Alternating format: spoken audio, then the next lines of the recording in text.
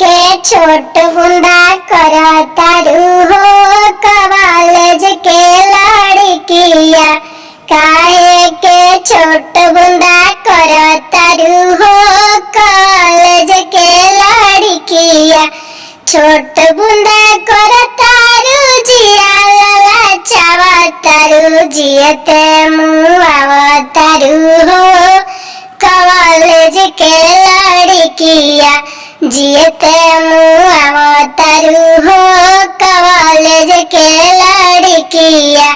काहे के काला सूट पहनतारू हो कॉलेज के लड़किया। काला सूट पहनतारू जिया लाला चावतारू जियते मुआवतारू हो कॉलेज के लड़किया। जियते मुआवतारू हो कॉलेज के लड़किया।